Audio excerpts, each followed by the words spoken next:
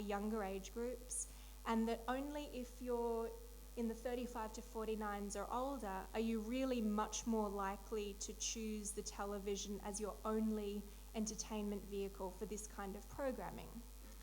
Now, I guess before we go any further, I do want to make the point that what we are not saying in this study is that people prefer online to television.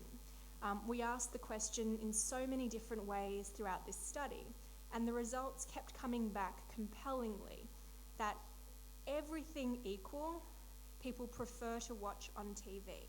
The viewing experience is better, the quality is better. However, we noticed that there were just new values that people had due to their lifestyle, due to working longer hours or just different life choices that meant that having it available online was convenient enough that compelled them to actually trade in the television experience sometimes for the online experience, and that doing so didn't hurt TV viewing but really actually created an opportunity to engage your most loyal fans and to ensure that people stayed up to date with TV programming and didn't miss an episode and potentially lose interest in an overall series. And then before we move on, but you can take a look here that online only category of people who can only be reached online, 6% overall, but if you take a look at it in 18 to 24s, that goes up to 13%. So suddenly, if you have a TV program that wants to reach 18 to 24s, online becomes an increasingly compelling way, an increasingly compelling way to make sure that you're able to reach the maximum number of viewers. So if it wasn't just the overall quality and the viewing experience, what was actually driving people to view online?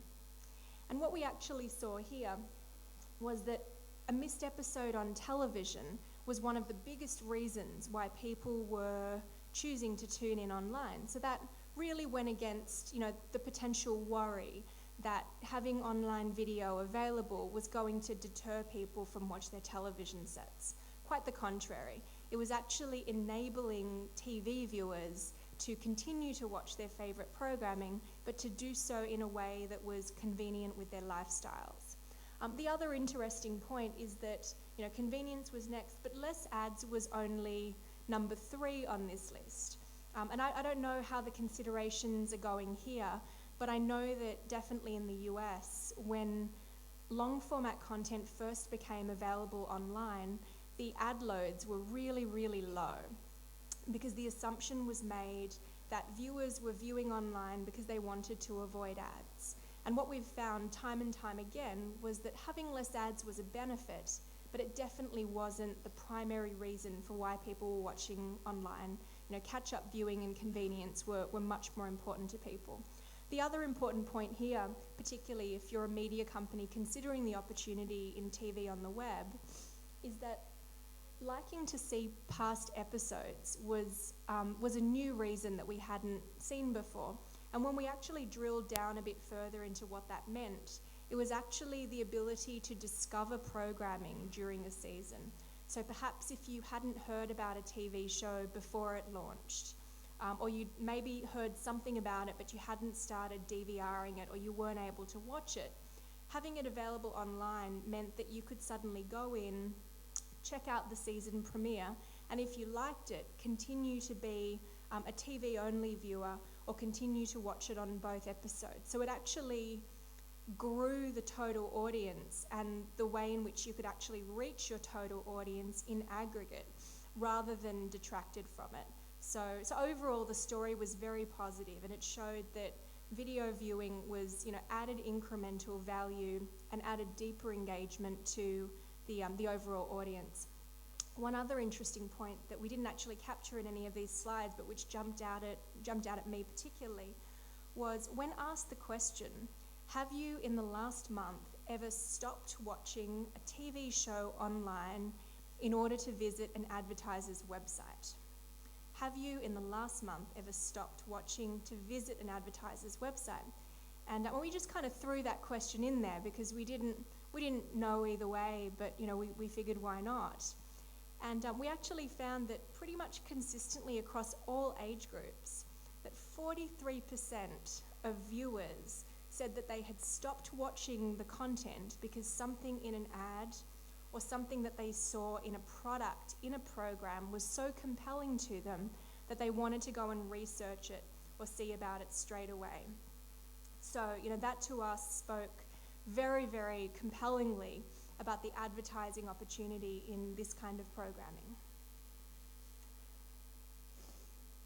Now I just want to spend a few moments taking a look at video advertising in the United States. So what we've seen here is that video ads reach now roughly 64% of total web users and around 3/4 of video viewers. So it's still got a ways to go in terms of total penetration of video, but the video advertising industry is still relatively new. An impressive 4.3 billion pre-roll or mid-roll ads were viewed in the last month, and the average viewer was reached by a video ad an average of 32 times. So, video advertising, definitely something that is real and growing.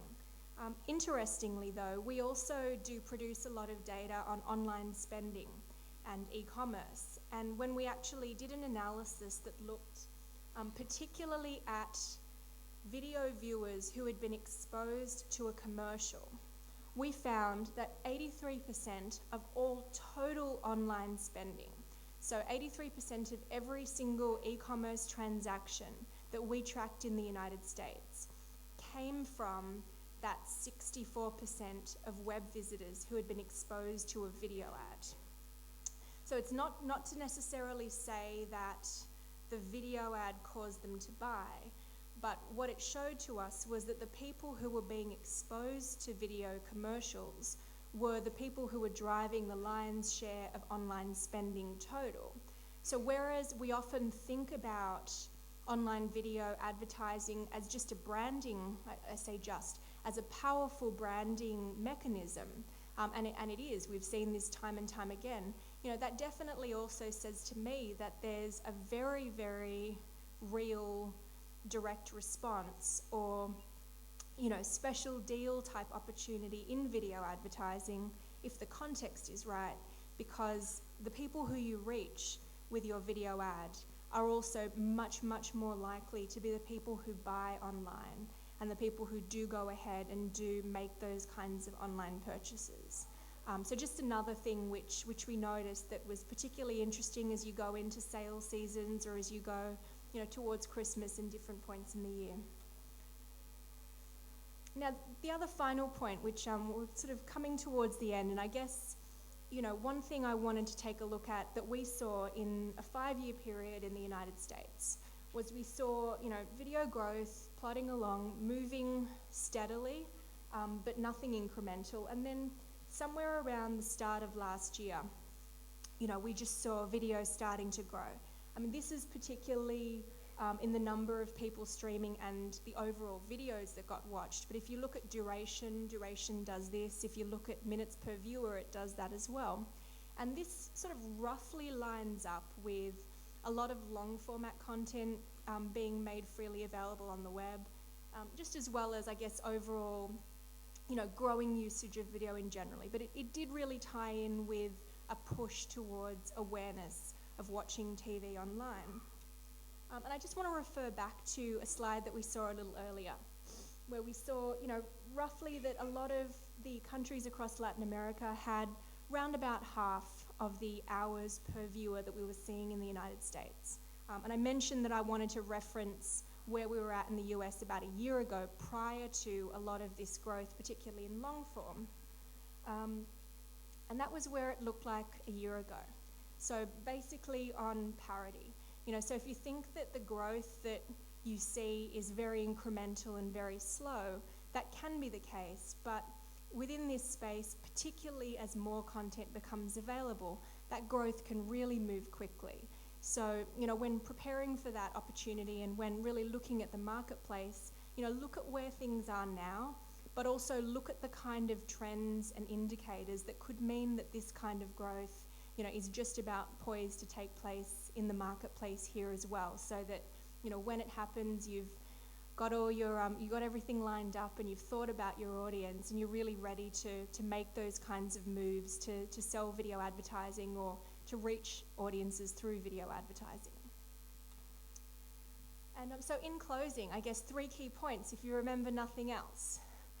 First one is online video viewing, so for audiences, completely mainstream across all of the countries that we measure in Latin America. Not around the corner, right here, right now. The second thing is that video, therefore, presents a really compelling new opportunity in Argentina and definitely in all of the markets that we currently measure in Latin America.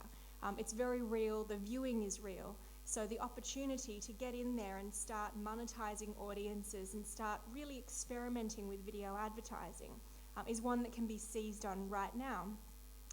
And that very finally, there are simple steps that you can take to be able to talk compellingly about your audience when speaking to advertisers or when working with agencies.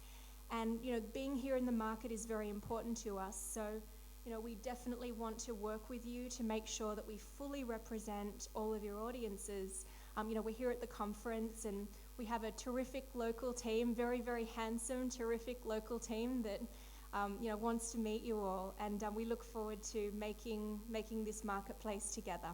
Muchas gracias.